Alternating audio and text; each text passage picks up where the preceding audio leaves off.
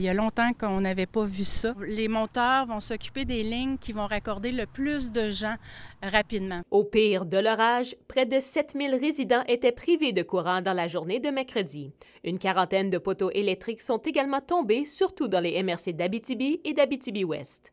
Actuellement, là, on a 40 équipes au total pour la région de l'Abitibi-Témiscamingue, mais pour le secteur d'Abitibi-Ouest, on a une vingtaine d'équipes qui sont à pied d'œuvre. Le délai de rétablissement d'électricité est plus long que la normale dans certains endroits, et ce, en raison de l'absence d'une compagnie de planteurs de poteaux électriques dans la région. C'est une compagnie de la Beauce qui est ici presque en permanence pour changer les poteaux et faire cette rotation-là.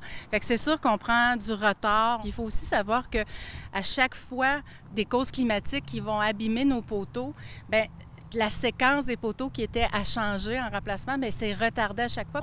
On essaie d'encourager très fort des entreprises à développer ce secteur d'activité-là. Les dégâts les plus importants sont dans les secteurs de Lassar, Palmarol, Poulari et Macamic. Les dommages incluent des arbres cassés ainsi que des bris de bâtiments selon le service de sécurité incendie et civile de Lassar. Pour la ville de Lassar, on a eu 15 appels dans l'espace de l'orage, tous pour des fils électriques.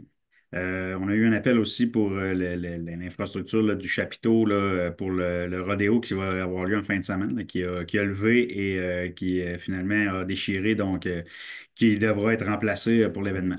Selon Environnement et Changement climatique Canada, des orages violents à ce temps-ci de l'année n'est pas anormal dans la région. C'est un patron météo qui est particulier cette semaine en raison du blocage atmosphérique. Donc, il y a des rafales qui ont été enregistrées entre 80 et 110 km/h. D'ailleurs, aucune alerte météo n'est prévue cette semaine selon Environnement Canada. La région restera donc dans ses normales saisonnières et on ne prévoit aucune précipitation pour les 2 prochains jours. Kimberly Hall, RNC Nouvelles, Rouyn-Noranda.